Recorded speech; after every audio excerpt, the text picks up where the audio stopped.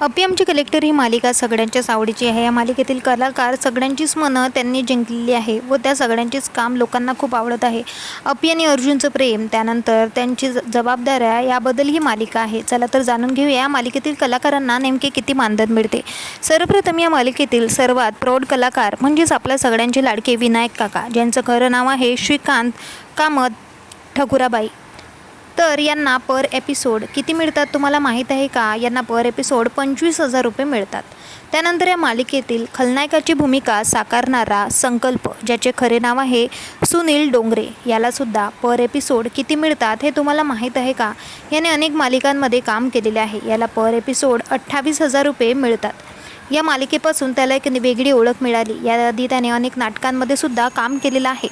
त्यानंतर या मालिकेतील नेहमी आपल्या हक्कासाठी लढणारी अभिनेत्री तुम्हाला माहीतच असेल, जिचे खरे नाव आहे नीलम वाडेकर, जिला या मालिकेमध्ये 22,000 रुपये पर एपिसोड मिळतात, जी या मालिकेमध्ये सुजयच्या बायकोची भूमिका साकारत आहे. आता या मालिकेतील सुजयला आपण कसं विसरणार, ज्याचं खरं नाव आहे ऋषभ कोंडवार. याला पर एपिसोड किती मिळतात हे तुम्हाला माहीत आहे का? याला पर एपिसोड 24,000 रुपये मिळतात. यानेसुद्धा या मालिकेपासून त्याला एक वेगळीच ओळख मिळालेली आहे. त्यानंतर या मालिकेतील सर्वात हँडसम अभिनेता आपल्या सगळ्यांचा लाडका अर्जुन, ज्याचे खरे नाव आहे रोहित पुरुषोत्तम, यानेसुद्धा याआधी अनेक मालिकांमध्ये काम केलेले होते, परंतु त्याला खरी ओळख या मालिकेपासूनच मिळाली. याला पर एपिसोड 32,000 रुपये मिळतात.